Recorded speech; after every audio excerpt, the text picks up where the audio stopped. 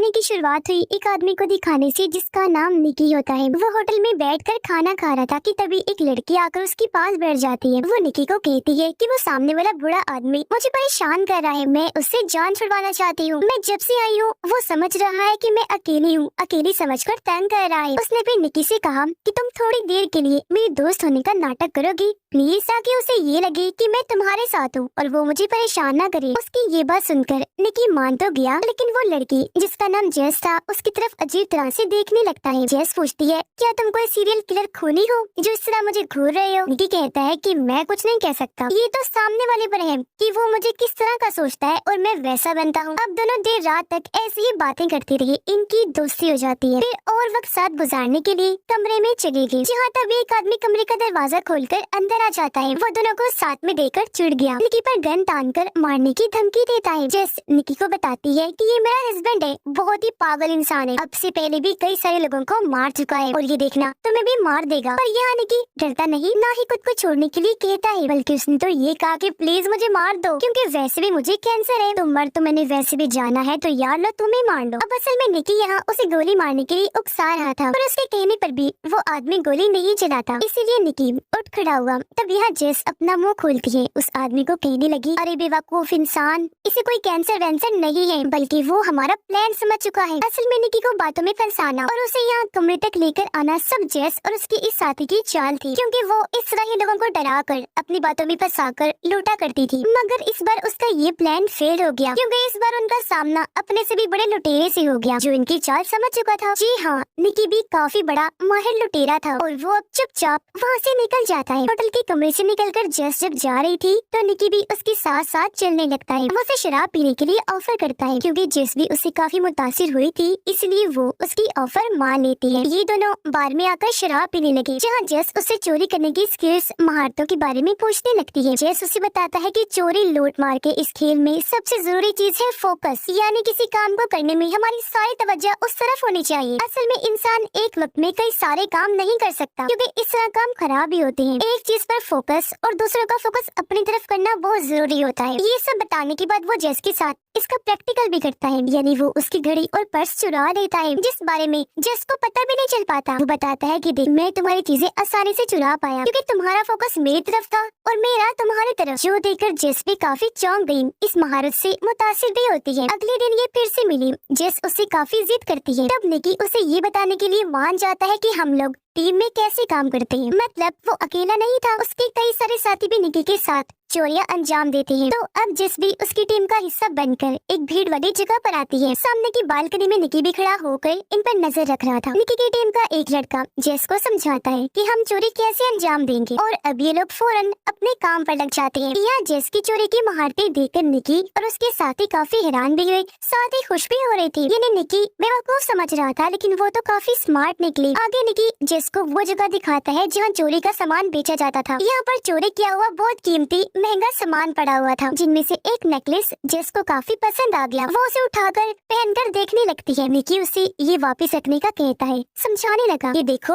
अभी हम इतने अमीर नहीं हुए कि आराम से अपनी ऐश वाली जिंदगी गुजारें। हमारे पास अभी सिर्फ इतना ही पैसा है कि हम अपना गुजारा कर सके। इस तरह की कीमती चीजें खरीदने का भी हम सोच भी नहीं सकते, यानी अभी हमें और भी बड़ी बड़ी चोरियों की जरूरत है। अब निकी उसे एक कमरे की चाबी देते हुए कहता है कि अभी हमें काफी टाइम के लिए साथ काम करना है, तो मैंने तुम्हारे लिए होटल का एक कमरा लिया है। अब जेस उसे भी साथ आने की जिद करती है ताकि ये और वक्त साथ गुजार सके, लेकिन उसने मना कर दिया कि नहीं, मैं अभी मसरूफ हूँ। तो अब गाड़ी लेकर जेस अकेली ही होटल में आ जाती है। वो जब कमरे में थी तभी निकी के बारे में ही सोच रही थी। ऐसा लग रहा था जैसे वो उसे पसंद करने लगी हो। और तभी दरवाजे की बेल बजी। जेस ने जब दरवाजा खोला तो वहाँ और कोई नहीं बल्कि निकी था, यानी वो भी खुद को रोक नहीं पाया और ये दोनों साथ वक्त गुजारने लगते हैं। अब अगले दिन जेस एक आदमी से बात कर रही थी जो निकी का दोस्त ही था, उसके साथ काफी वक्त से काम कर रहा था। दोनों बातें कर ही रहे थे कि तभी निकी के दोस्त को दौरा पड़ने लगा। वो दर्द से चिल्लाने लगता है। दरअसल ये सभी निकी और उसके साथियों का ही प्लान था। उसकी हालत देखकर लोग घबरा गए और अब जैसे सबका फोकस उसकी तरफ हुआ, ये लोग अपना प्लान अंजाम देने लगते हैं। सब लोगों की कीमती चीजें चुराने लगे। कुछ ही देर बाद निकी एक एम्बुलेंस लेकर वहाँ आ गया। वो अपने दोस्त और जेस को गाड़ी में बिठा कर वहाँ से निकल जाता है। रात को निकी और और उसके सारे साथी चोरी करके पार्टी कर रहे थे। सब बहुत खुश थे। निकी उन्हें बताता है कि इस बार हमने अपना बहुत बड़ा टारगेट हासिल किया है, $1.2 मिलियन का। उसका एक साथी निकी को सारे पैसे देते हुए कहता है कि इन पैसों को संभालने की जिम्मेदारी तुम्हारी है और हाँ, जुएबाजी से दूर रहना। अगले दिन निकी और जेस एक मैच देखने के लिए स्टेडियम में आते हैं। अब जब एक लड़की अपनी सीट से उठकर वहाँ से जाने लगी तो जेस निकी से ये शर्त लगाती है कि इस लड़की को जाते हुए तकरीबन 8 लोग देखेंगे। निकी कहता है कि नहीं, 8 नहीं,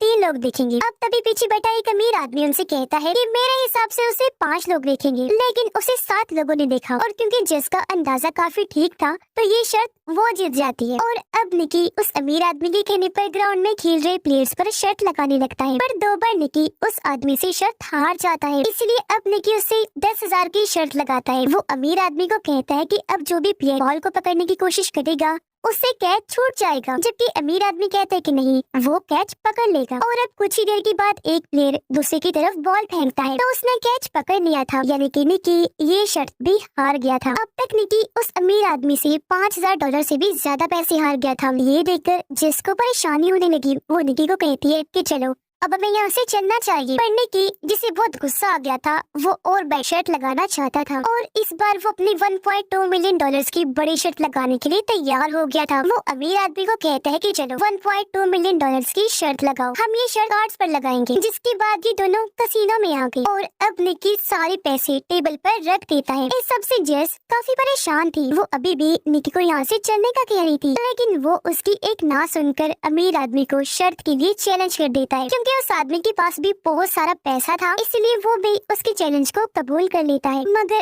अब बदकिस्मती से निकी टेबल पर रखे $1.2 मिलियन भी हार जाता है। अब इन पैसों में निकी के साथियों का भी हिस्सा था, पर क्योंकि सारे पैसे तो जा चुके थे इसलिए जेस की परेशानी बढ़ने लगती है और अब तो निकी भी चुपचाप यहाँ से जाने लगा। तब अमीर आदमी उसे तंज करवाकर कहता है कि भाई, अगर किसी बड़े प्लेयर के साथ खेलोगे तो ऐसा ही होगा। जो सुनकर निकी को गुस्सा आ गया, साथ ही उसे कुछ याद भी आ गया था, इसलिए वो फिर से अमीर आदमी की तरफ बढ़ने लगा। कहता है कि अब मैं डबल पैसों की शर्त खेलना चाहता हूँ, यानी $2.2 मिलियन की। हैरान कुन बात ये थी कि अभी उसके पास 1 रुपया भी नहीं था, मगर वो फिर भी शर्त लगाने की जिद कर रहा था। निकी अमीर आदमी को कहता है कि तुम ग्राउंड में खेल रहे किसी भी प्लेयर का नंबर नोट करो और मैं ये अंदाजा लगाकर तुम्हें बताऊंगा कि तुमने किस प्लेयर को अपने दिमाग में सोचा है। पर इसके लिए अमीर आदमी ने मना कर दिया। वो कहता है कि मुझे तुम पर यकीन नहीं। निकी कहने लगा कि चलो मैं नहीं, मेरी दोस्त जेस उस प्लेयर के बारे में बता देगी। अब निकी का इतना पागलपन देखकर अमीर आदमी भी मान जाता है, जबकि जेस अभी भी उसे समझाने की कोशिश करने लगती है। स्टेडियम में जाकर अमीर आदमी ने एक प्लेयर का नंबर नोट कर लिया था। तब आकर वो जेस को कहता है कि जाओ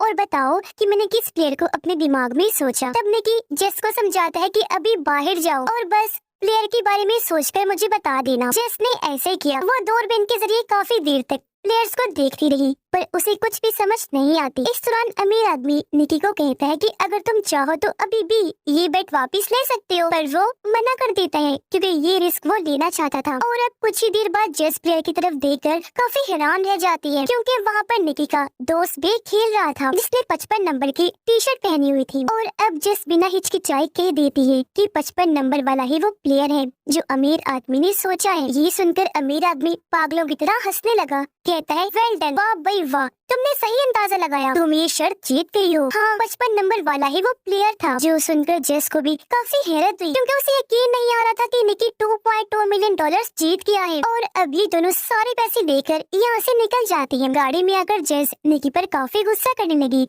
उसे मारने लगती है कि तुमने अभी तक मुझे अपने प्लान के बारे में नहीं बताया कि आखिर कैसे इतनी बड़ी रकम तुम जीत गई, जबकि कुछ देर पहले तो यही लग रहा था जैसे तुम्हारे गुस्से की वजह से तुम सारे पैसे हार गए हो। अब बताओ सच क्या है, तुम कैसे शर्त जीत गए? तब निकी उसे बताता है कि अमीर आदमी के पास बहुत पैसा है, साथ ही वो बहुत बड़ा जुआरी भी है, कोई ऐसा जुआ नहीं जो उसने ना खेला हो। जेस पूछती है, अच्छा तुम्हें कैसे पता चला कि मैं 55 नंबर ही चुनूंगी? तुमने इतना बड़ा रिस्क कैसे लिया? तब निकी बताता है कि काफी वक्त पहले से मैं ये बात तुम्हारे जहन में डाल रहा था, साथ साथ अमीर आदमी के दिमाग में। और अब यहाँ से कहानी कुछ वक्त पहले आ जाती है। हमने देखा कि निकी की आदमी काफी वक्त पहले से ही अमीर आदमी पर नजर रख रहे थे। उन्होंने अलग अलग तरह कोशिश करके 55 नंबर उसके जहन में बिठा दिया था। वो जहाँ जहाँ भी जाता 55 नंबर या इस नंबर की शेप उसे हर जगह दिखाई दिया करती थी। यहाँ के बैनर्स पर लोगों ने 55 नंबर पकड़ा हुआ था। ये भी उनकी चाल थी अमीर आदमी को दिखाने के लिए। और आज जब वो मैच देखने आ रहा था तो उसकी नजर निकी के दोस्त पर पड़ गई, इसलिए उसने जहन में 55 नंबर बिठा लिया क्योंकि उसका नंबर भी 55 ही था। यही वजह है कि शर्त के दौरान भी उसने यही नंबर चुना। और अभी सारी बातें सुनकर जेस काफी खुश हो जाती है। वो फिर से मुतासिर हुई। निकी उसे कहता है कि तुमने भी काफी अच्छा काम किया, जो कहकर